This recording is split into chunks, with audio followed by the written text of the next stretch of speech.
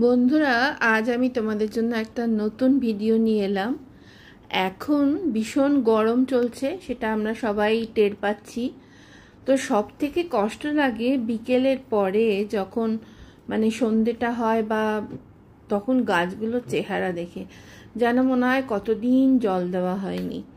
খুব কষ্ট লাগে গাছগুলোকে দেখে। একটু বৃষ্টির নামগন্ধ নেই। ভীষণ একটা বাজে অবস্থা চলেছে। আমরা যতটা কষ্ট পাচ্ছি, গাছপালা পশু পাখি সবাই কষ্ট পাচ্ছে। তো আমার এই গাছদের জন্য ভীষণ খারাপ লাগে। আর তোমরা তো জানোই আমার বাগান আমার কাছে কতটা প্রিয়। যাই হোক, তো আমি কি করি সেটাই তোমাদের সাথে শেয়ার করছি, যাতে গাছগুলো একটু আরাম পায়, গাছগুলোকে যাতে একটু আরাম দিতে পারি। সেটা হলো, প্রত্যেক দিন রাত্রির দিকে 8:30টার পর চেষ্টা করবে 8:30টার পরই দেবার। আমি গাছগুলোকে ভালো করে ঠান্ডা জল দিয়ে স্নান করিয়ে দিই। আর কোনো কোনো গাছের মাটি একদম শুকিয়ে গেলে তাতে একটু জলও দিই। আজকে যেমন জলটা দিচ্ছি না, কারণ কালকে সকালবেলা অন্য একটা লিকুইড দেওয়ার আছে ওদের খাবার। তো সেই জন্য আজকে আমি শুধু ওদের স্নান করিয়ে দিচ্ছি, তাতে যেটুকু জল মাটিতে পড়ছে। মাটিগুলো ঠিক ফুটি ফাটা হয়ে যাচ্ছে, যেন মনে হচ্ছে কত দিন জল পড়েনি। আজকেই কিন্তু সকালবেলা জল দেওয়া হচ্ছে গাছে। দুবেলা যদি ভালো করে দেওয়া যায় তাতেও বোধহয় কুলোচ্ছে না, এরকম একটা অবস্থা। তোমাদেরও গাছদের নিশ্চয়ই সেই একই অবস্থা। তো আমি এখন সেটাই করছি। আমি রাত্রিবেলা, আমি যখন পুরো অন্ধকার হয়ে গেছে, একটু ওয়েদারটা একটু একদম রোদের সেই তাপটা যখন চলে যাবে, তারপরেই এই স্নানটা করাবে, তাহলে ওদের ভালো লাগবে।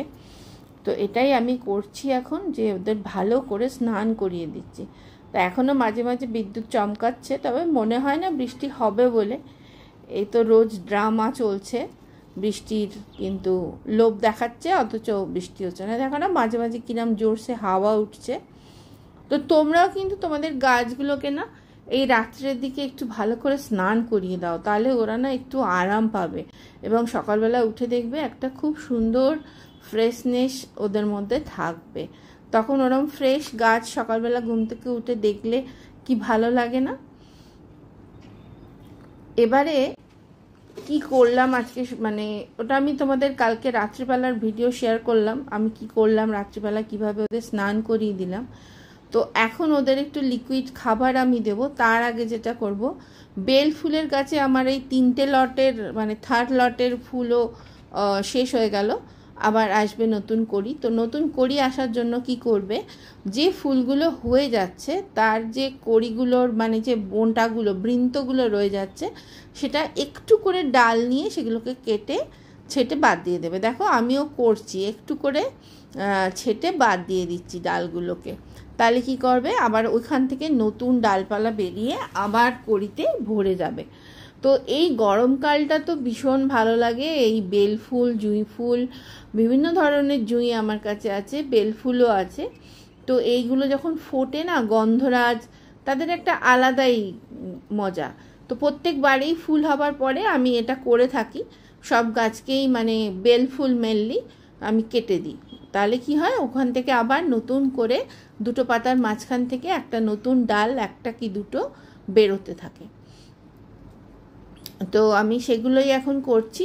এরপরে ওদের লিকুইড খাবারটা দিয়ে দেবো, কারণ খাবার কিন্তু খুব দরকার। আর গরমকালে যদি লিকুইড খাবারটা দেওয়া যায়, সেটা তাড়াতাড়ি অ্যাবজর্ব করতে পারে। আর কালকে রাত্রে আমি বললাম যে কেন জল দিলাম না, তার কারণ হলো মাটিটা জল দিলে ভিজে থাকতো, তাহলে আমি এখন যদি খাবার দিতাম, জলটা যে এক্সেস খাবারটা সেটাও বের করে দিত। তো এখন মাটিটা শুকনো আছে বলে আমি এখন যে খাবারটা দেব কাটিং করার পরে, তো এই কাটিং করার পরে যখন খাবারটা দেবো, তখন মাটিটা পুরো ওই খাবারটাকে নিয়ে নেবে।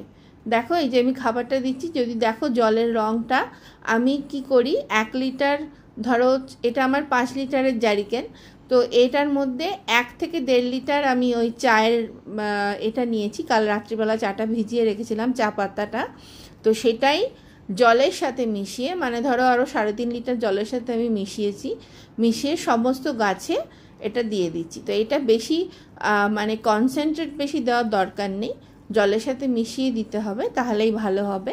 এবং আমি বিকালবেলা কি করব, আবার পুরোটা যখন দেওয়া হয়ে যাবে ওই চায়ের পাতার মধ্যে আমি জল ঢেলে রেখে দেবো।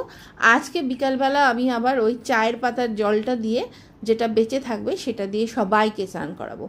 তোমরাও গরমে কিন্তু এটা করো, দেখবে তোমাদের গাছও খুব ভালো থাকবে। চলো, টাটা।